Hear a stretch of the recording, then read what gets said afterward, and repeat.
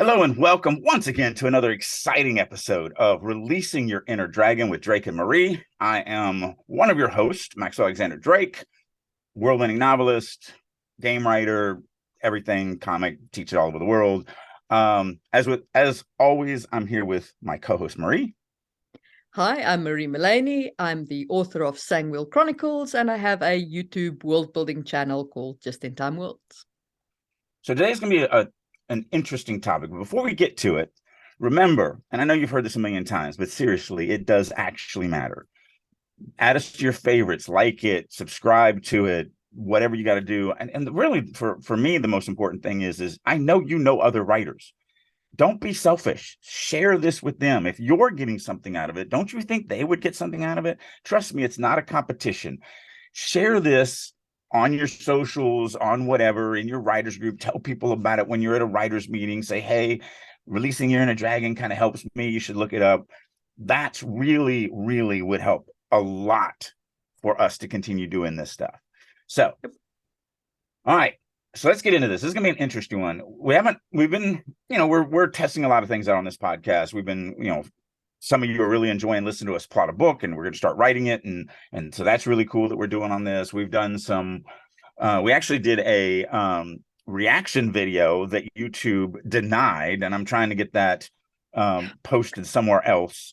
So more news will be coming about that, where we actually watched a short, it's about a 15-minute short movie, one of my favorites, and we talked about it, and I broke it down, and we went back and forth on that. But YouTube was like, no, you can't do that.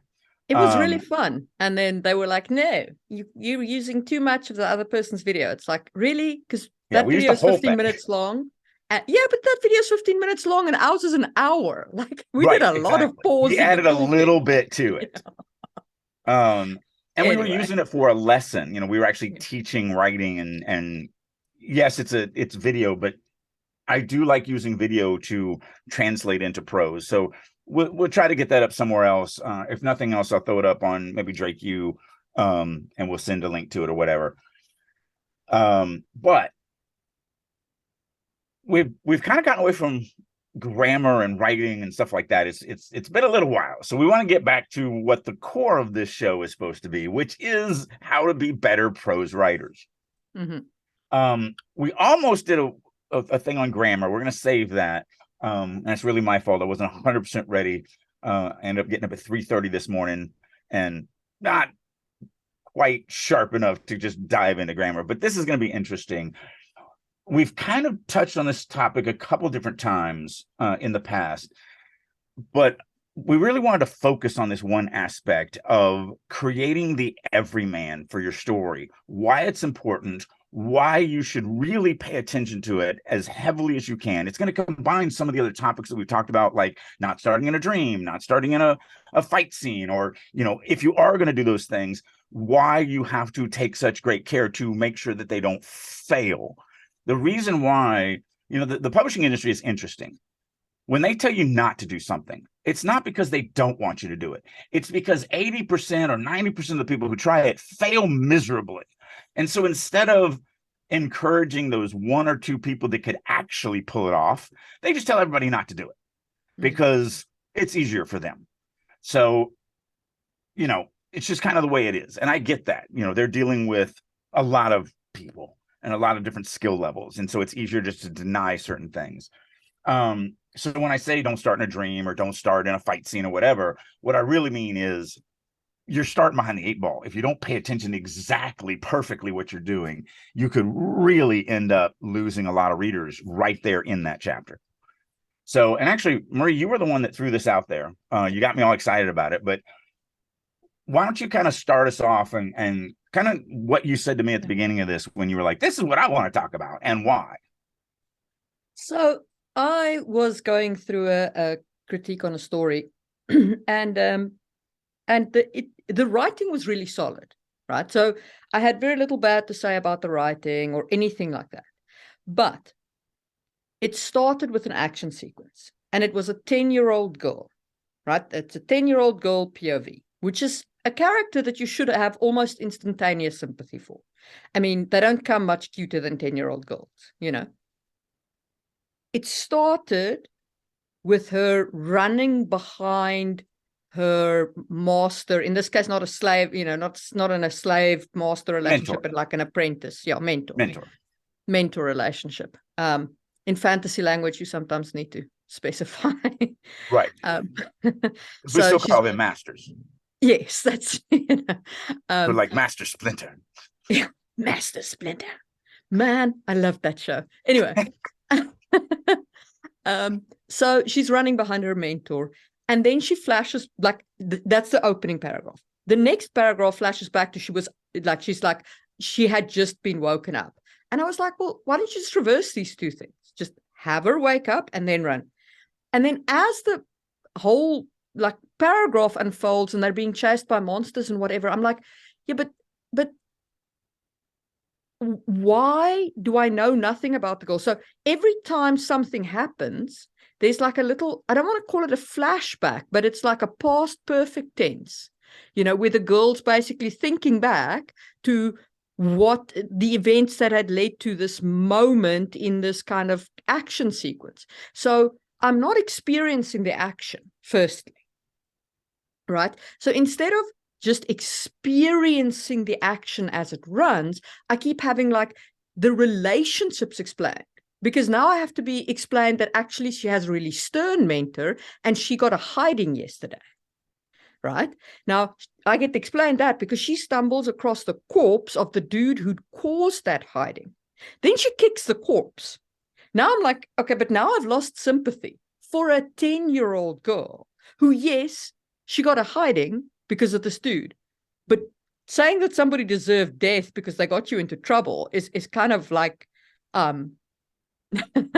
edging on rough.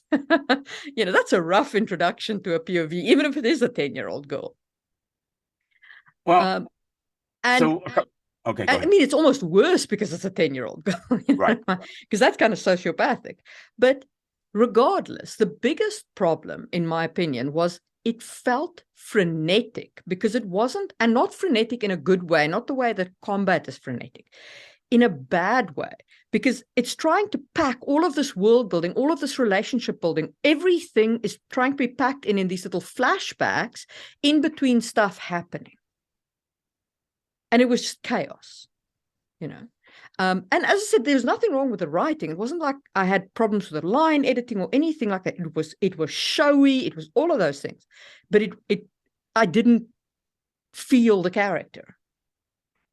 Well, and we've said this many a times, if you are doing flashbacks in your opening page and your opening scene, you have started the story more than likely in the wrong spot.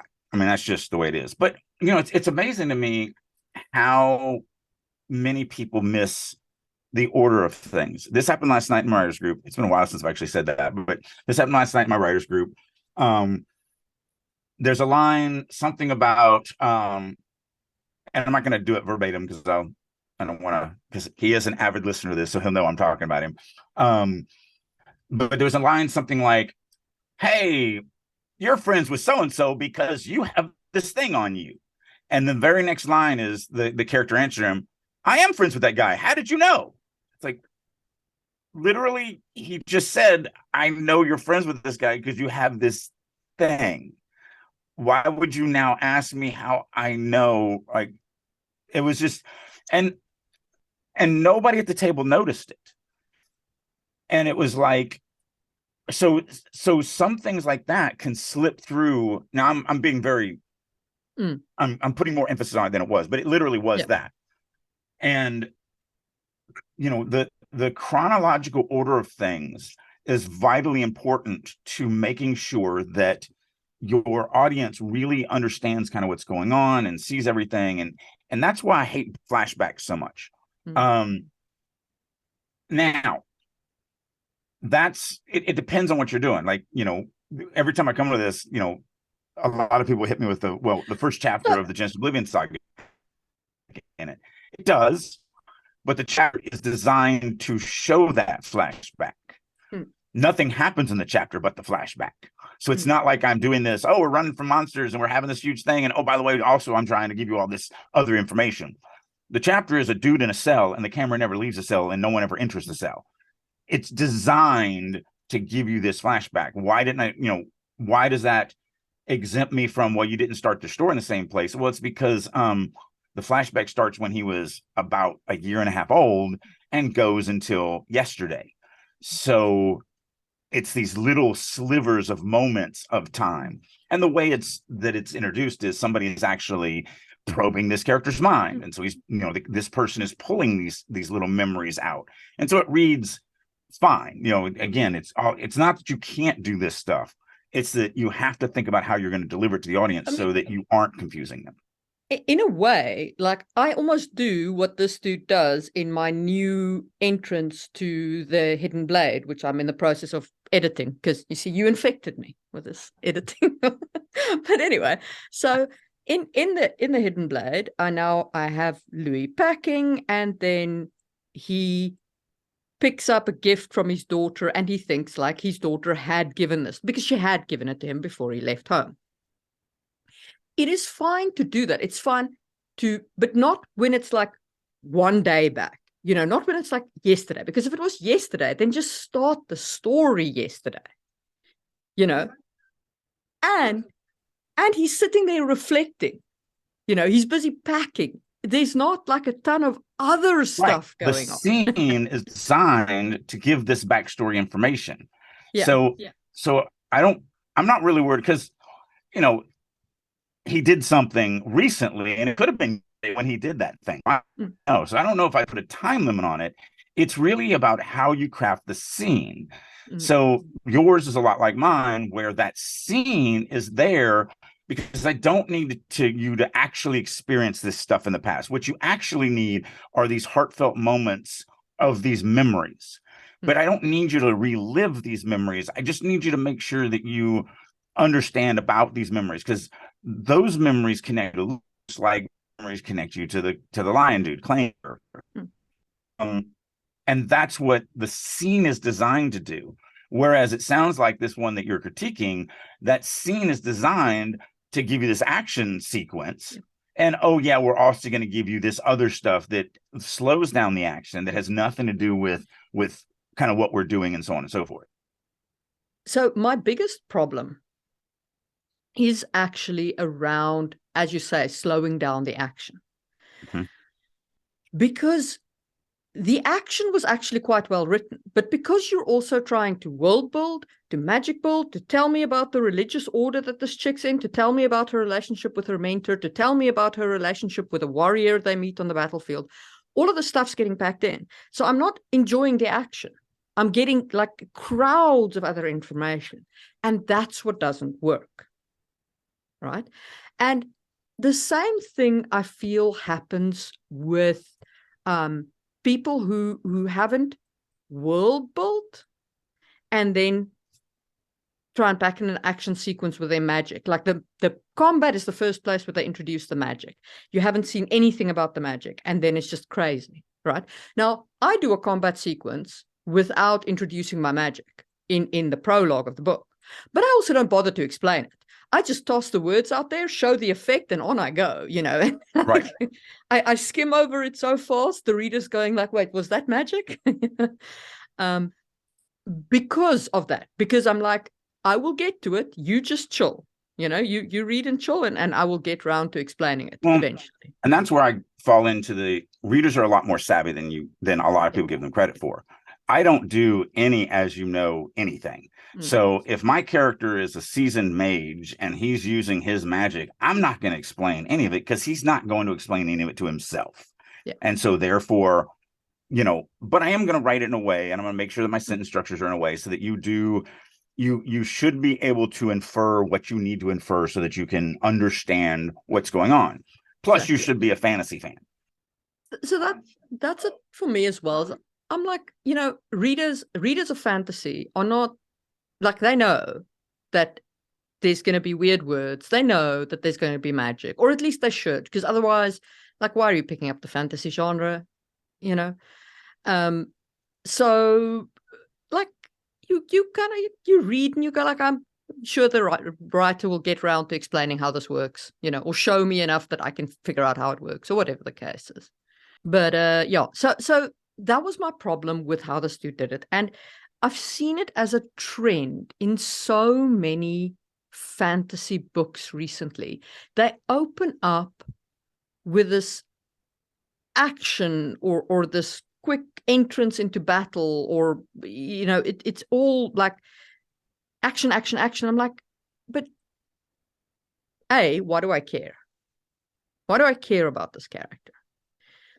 And B, why are you slowing down the action? Because you need to explain relationships to me.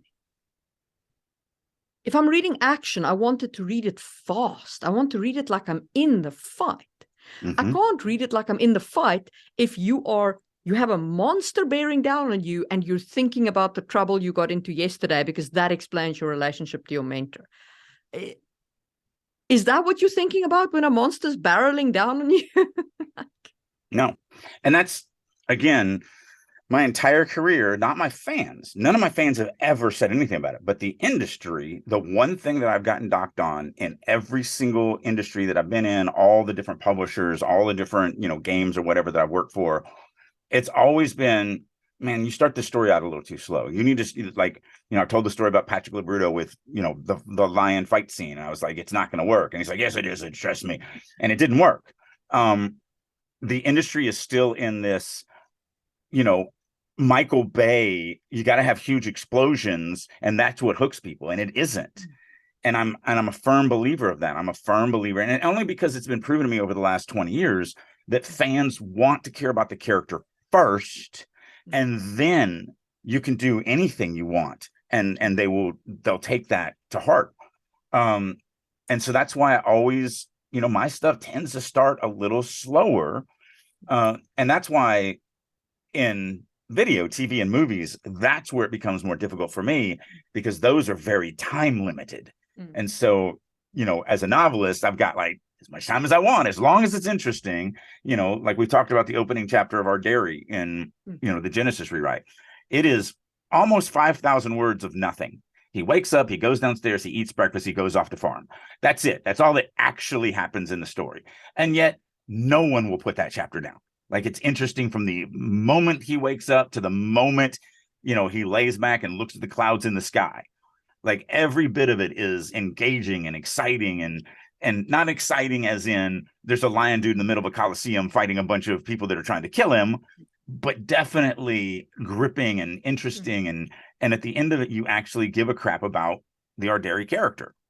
And then, usually it's kind of just the way it works out. But in Arderi's second chapter, kind of a fight sort of happens, not like the lion dude's fight where he's actually fighting, but something happens that's a lot more exciting. And it just kind of, is that way. Now, the beautiful thing about having multiple characters is when you do get to the Alith character in that story, which is in the new rewrite, but not in the original version, because I added her as a completely new story arc to this rewrite. That will be out in June, by the way, in case anybody's asking. That's when the next Genesis book will be out. I'm asking. So, her opening chapter starts in a fight, and there are reasons for doing it as well. Even though it's her introduction chapter, she is very mysterious and very weird and not human, and what the crap is going on, and all this stuff. And we've talked about this when we were talking about the villain. She is technically the villain in this first book. She learns that she might be on the wrong side as her story continues, but that's why she's actually hunting three confirmed rapists that she's hunting. And it's because it's that save the cat moment. So even though I'm starting her and you're going to follow and watch her do all sorts of horrendous things to the actual other characters, I want to start her with a save the cat moment where you're like, oh, well, I mean, I like this chick, why? Yeah, now she's doing bad things against other characters I like, but at least, I mean, I kind of understand why she's doing it, and I kind of feel bad for why she's doing it. And I get that she doesn't really understand the whole, how the world connects and everything like that.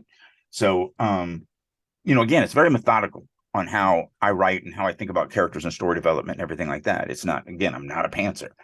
I definitely spend a lot of time thinking about relationships of how the story is going to go.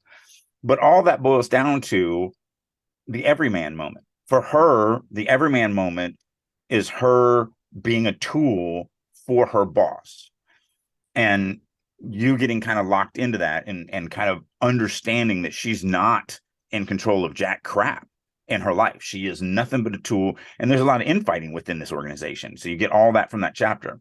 Arderi, you get that he's got a lot of internal angst, and it's more your traditional, and that's really what I play with a lot. And that's kind of the reason why Genesis even got created, was I was frustrated with a lot of tropes about fantasy, and so I decided to really go heavy against them. So I start them all off in the very tropey way, to then take them in a completely different direction. So he starts, like Aragon started, like so many different fantasy books. I mean, it's insane how many start this way, where it's like, I'm just a nobody farm boy, but in my gut, I feel something magical, something that's going to set me apart. And then by the end of the book, they're the best fighter, mage, hero, the whole nine, which is why in the first book, Arderi literally does nothing. He's a victim from, it starts off that way, where he's like, oh, look, I'm magical, I've got something special. And then he's just drug, just kicking and screaming to the very end, and doesn't do anything. You know why Louis is like, actually, I mean, Louis is not a nice person, especially in book one. Louis does heinous things. Like, if you actively look at it, he does some really bad things, right? He's a hired killer lot to answer for. And the reason why I did that was much the same reason. Because I was so freaking tired of 18-year-old assassins who've just come out of assassin school, are the best assassin ever, and never kill anyone. I was like, this is some bullshit. Oh, you went the other direction. Yeah, I'm like, you want to write an assassin character. You want to have an assassin character. They are not heroic. Yeah. I have objections to this moral bullshit of assassins. Like, that's not an assassin. An assassin is a killer. That's the only thing they are. And so Louis is my about like my irritation. Yeah, I didn't think about that. But that is where some magic can happen for audiences, when you can take a trope and use it in a very different way, but it still feels comfortable, because like there's so many people that get to the end of that Arderi chapter and they're like, oh, this is going to be another Harry Potter, another Aragon, another I'm so comfortable with this type of story because I've read it so many times. And this one's interesting and it keeps me captivated, so I'm going to really enjoy learning how this guy becomes the best mage or the best fighter, the best whatever. And then it just goes different directions. So I think that's where a lot of magic can be found. It comes back to my chapter that I call spaghetti in my dynamic story creation book. There's only one way to make spaghetti, and yet there's a billion different flavors of the same exact red meat sauce spaghetti. And it's just how you mix the spices, how you mix the ingredients and everything like that. And that's really where we're at as writers, is you're not going to invent a new type of meat. You're going to just make the dish unique to you, using the same ingredients that everybody else uses. Exactly. And there's like, you can have the farm boy, you can have the assassin. These are all trope characters, right? A lot of my characters, a lot of your characters, even like the lion dude, is basically the barbarian warrior. Oh yeah. I mean, there's tropes aplenty in the work. It's not about not having tropes, because pretty much fantasy is the most tropified genre, I would disagree. I mean, there's a murder in every murder mystery. There's a romance in, there's a falling in love in every, every genre. Sure. But what we're talking here is we're talking genre tropes. And genre tropes are not only important, but they're also required. You must put in the genre tropes of your genre, or you're not in that genre. Yeah. And the readers that are looking for, that genre are not going to enjoy that. And I do want to go down a different rabbit hole, because I've encountered a couple of books recently where it was basically a Western story, right? Or a gun story, or a 1800s gaslight mystery, right? And then there's like a couple of fantasy elements plastered on it. Like maybe there's a horrible monster. you know. And this book is being billed as fantasy, and I'm like, this is not fantasy. This is, at best, it's urban fantasy. At best. And it really annoys me because I rarely read outside the fantasy genre.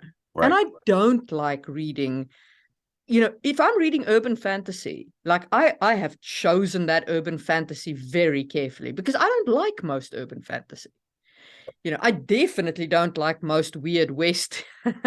There's very few Weird West books I like. So if you build your book as fantasy and I open it and it's Weird West and I didn't choose to read Weird West, I'm just going to put it down. Right. Well, so Mistborn is one of my favorite, the first book is definitely my favorite fantasy book probably ever written. The series, not quite. I still think Guardians of the Flame is my favorite series overall. But because of that, I never read The Alloy of Law because it was a Western magical thing, and I don't like guns and magic being mixed. But I started it last night. I actually read the prologue last night because it's something that I've owned forever. I actually own the audiobook, so I needed to fill some time, so I was like, whatever, it's in my list. Let me read a little bit of it. But yeah, that's the same thing. The reason why I never read it was because it was like cowboys and Mistborn, and do I really want to go down that path? The funny thing is over breakfast this morning, my youngest son, who's now 18, but still, he's gotten pretty heavy into Warhammer 40K, not the game. I won't let him do that because it's basically just cardboard crack, or in this case, plastic crack. And we don't have the money for that type of addiction. I'd rather him just go get hooked on heroin. It'll be cheaper and probably healthier.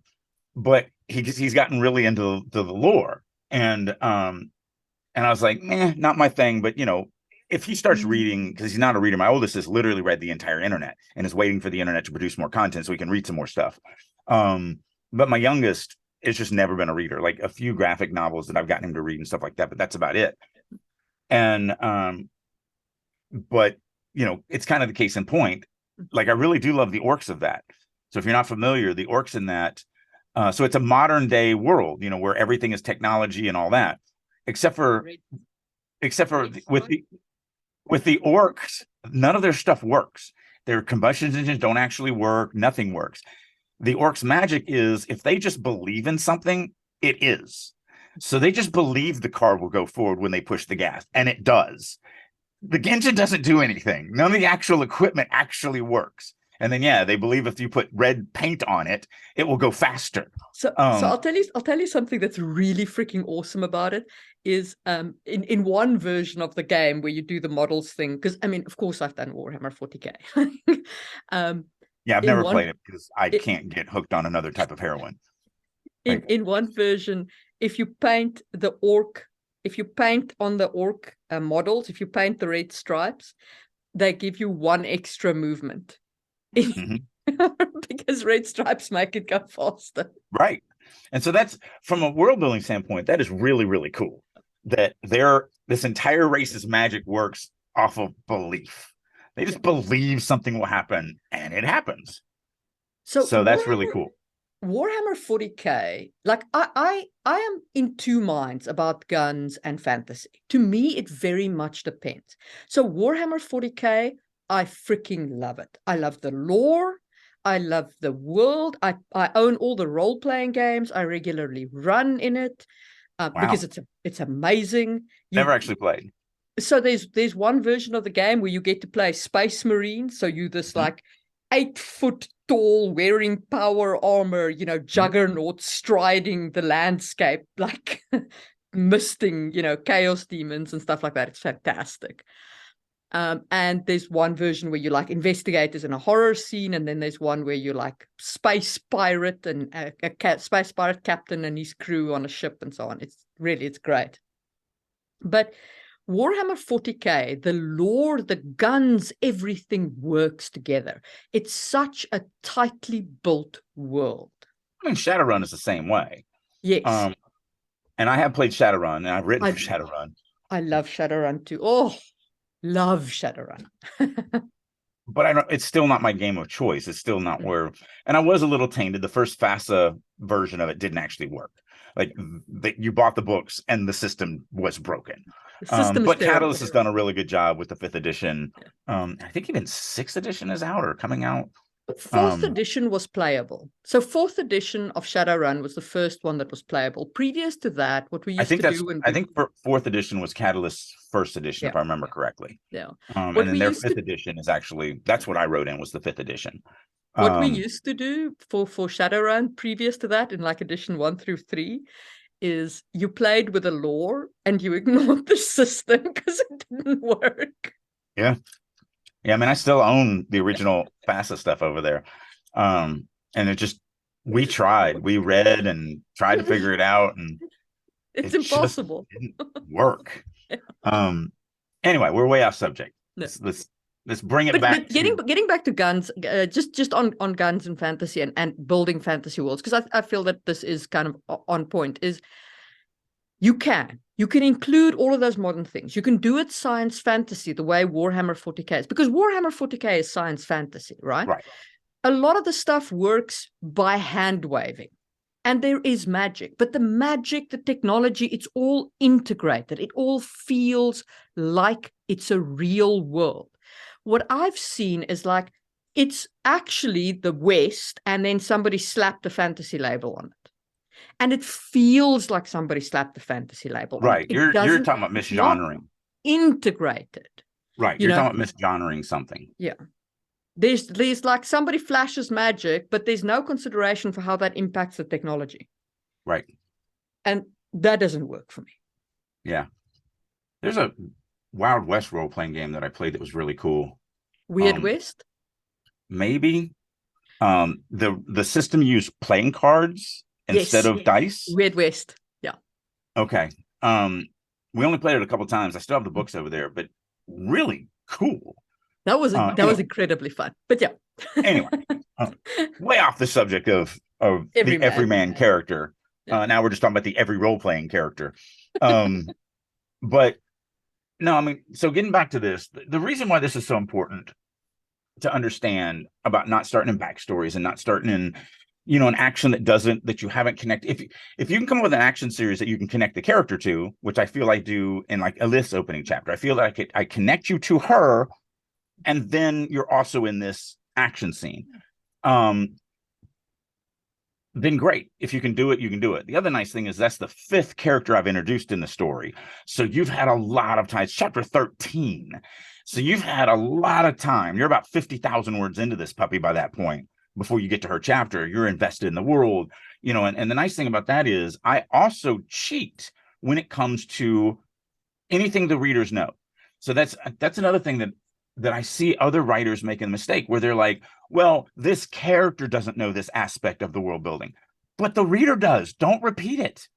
Like, so I use, and that's why I chunk up, and we've actually been talking about this with the Magic Falls from the Sky that we're kind of plotting together, where it's like, okay, well, my character is going to be introducing the politics of the world. Your character is going to be introducing the magic of the world.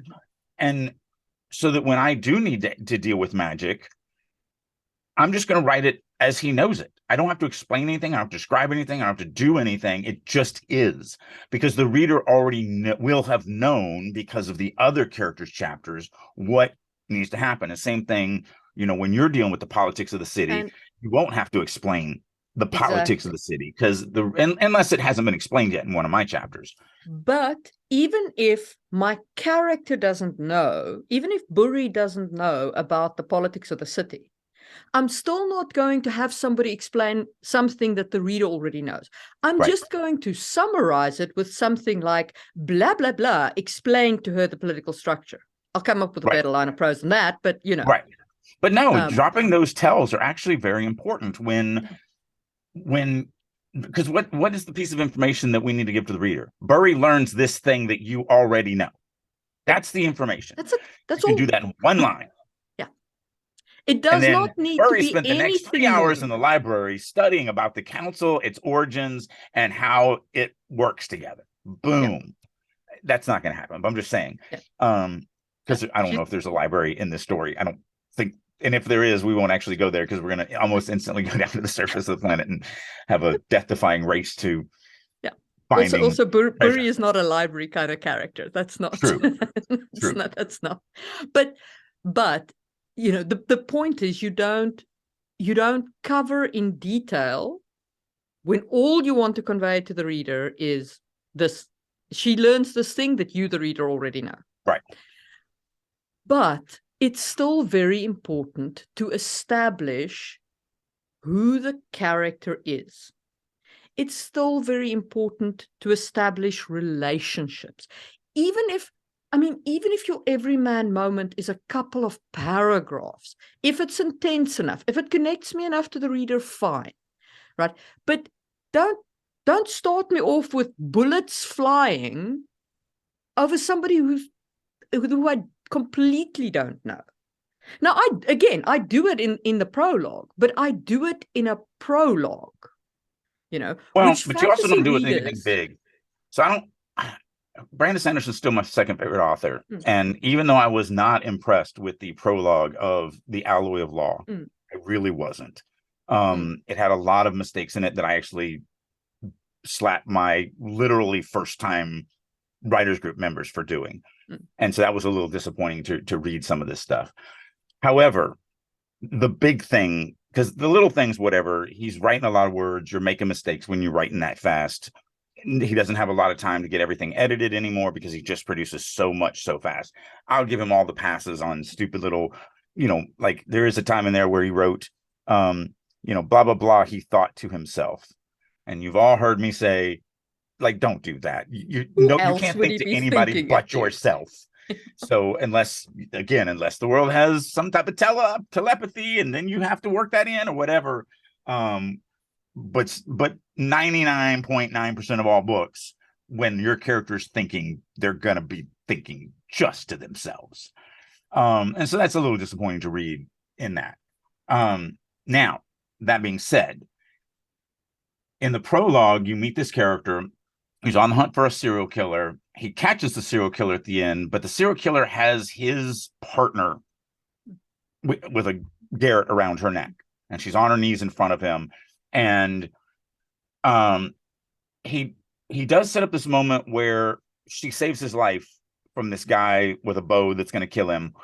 And then they're kind of next to each other at this moment, and they're talking about whatever. And he's thinking about long ago, they lost track of how many times, or I think the line is something like, and it was a good line.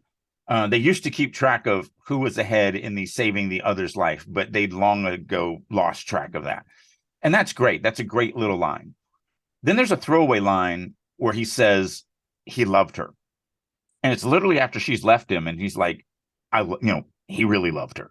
And that's it. You don't really get any emotions before that. You don't get any emotions after that. You just get this one telly line of he loves her. And then you go and, you track the serial killer down, and you're alone, and you get to the end, and the girl is there, and she's in position.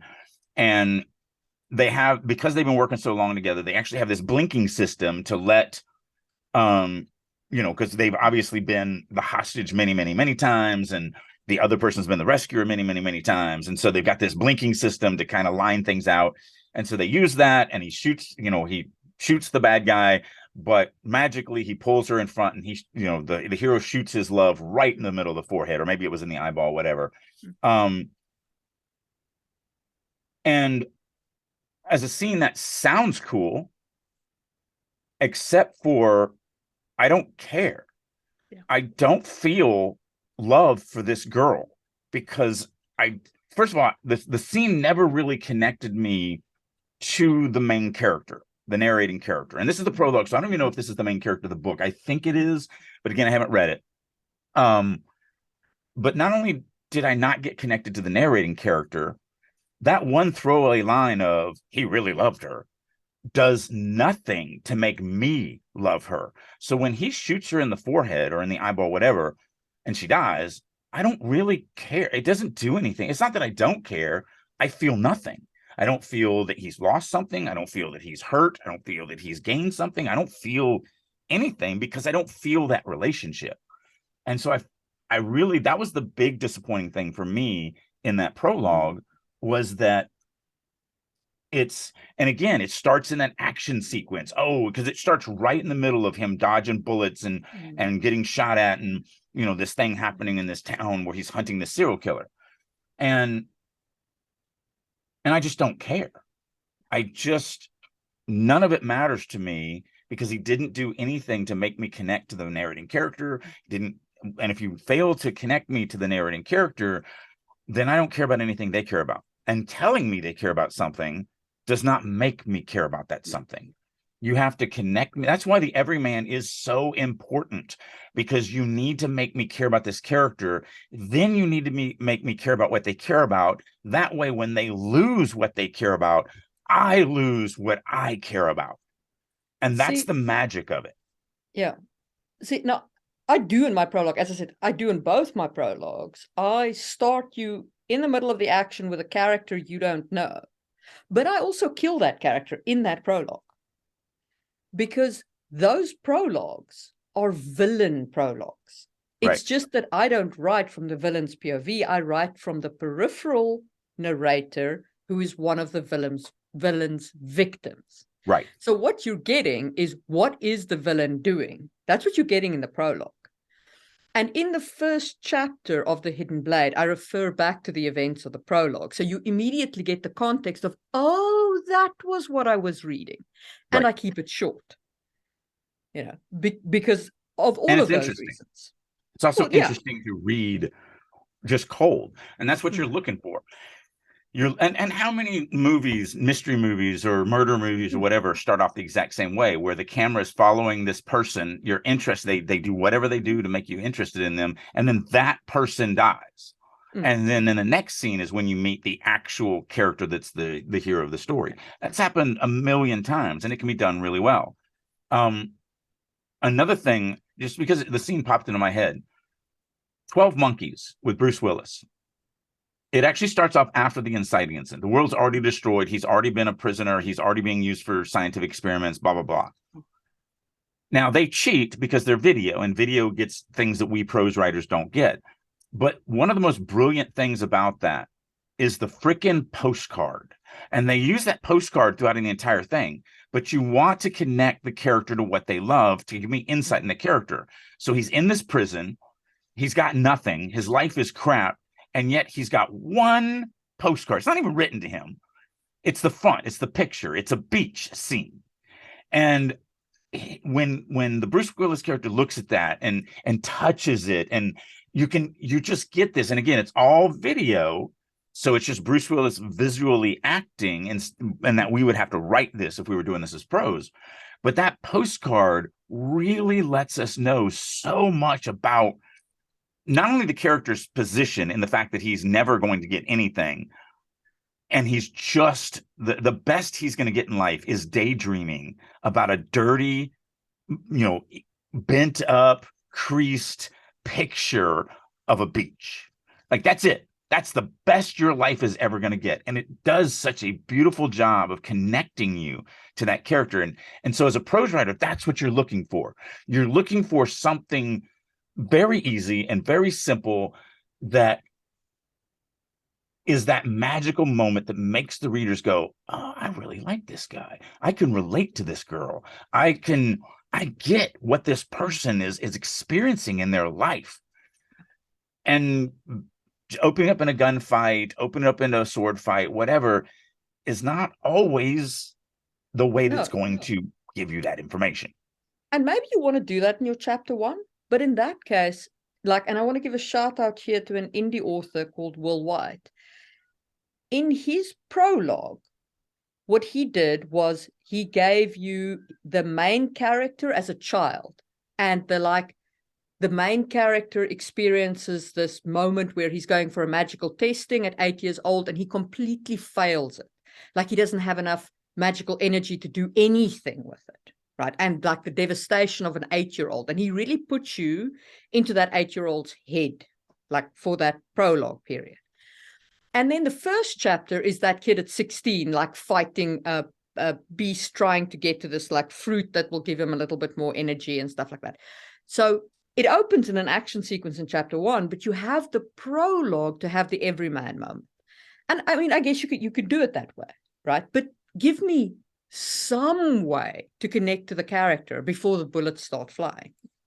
So pretty much you don't need to write prologues for the most part. I know you have them. I know you just talked about one. A lot of people do them. Most of the time people use prologues wrong. Like for that, if I was writing that, that was my idea, whatever, and that was, let's just say that was the way I was going to do it, I would probably just have the 8-year-old version be chapter 1 or be a scene of chapter 1. So maybe make the chapter 1 2 scenes, one at 8 and one at 16. Prologues are different to me. Why I don't use them very often. And when I do use them, they're always for these very specific reasons. If you're going to be in the head of the main character, even in an earlier time, Chapter 1. doesn't necessarily have to be. And again, not Yeah. that it's wrong to do it. We're just talking about my opinions on prologues. I tend to agree with you. Like, I think that should have been his chapter 1. But regardless, I appreciated getting the Right. You everyman still moment. get the everyman moment where you actually care about this person. And then you get into it. Yeah. Personally, I feel prologue should be reserved for peripheral characters, off-plot things, villains, things that are not connected to the main part of the story, in my opinion. So Wheel of Time starts off with the dragon the dragon isn't reborn yet, but it starts off with the dragon. Now I think it was a brilliant prologue. I think Jordan failed miserably with it because then it's never mentioned again for the first, I think, 3 novels.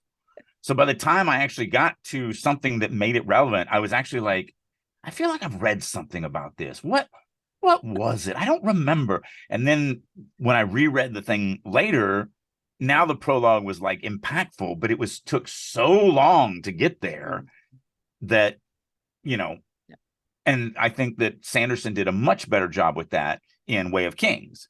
So it opens up with this weird prologue that you're like, I don't understand. And these powerful gods kind of, they're not really gods, but they're putting their weapons down and they're doing this thing, and it doesn't mean anything. But fairly quickly, within the first act, you start going, oh, this is what happened in the past with these powerful guys, and this is why this is the way it is in the world. And so he does a much better job of doing that.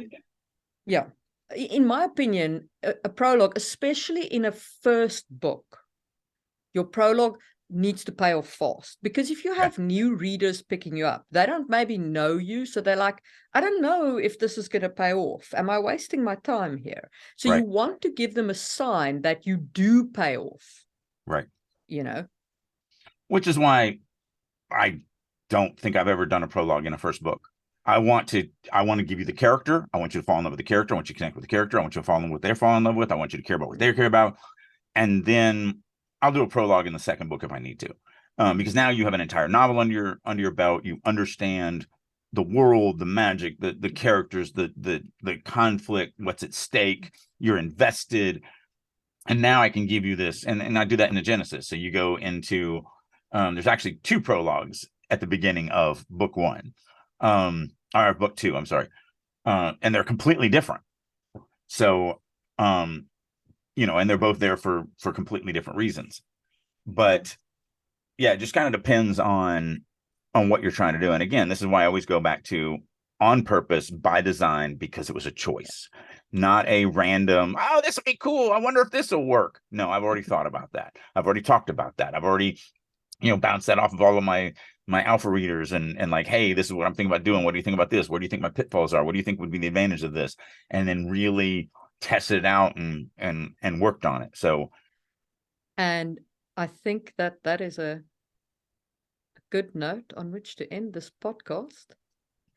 So we hope that you have gotten some good knowledge out of this, and we will see you soon for another one.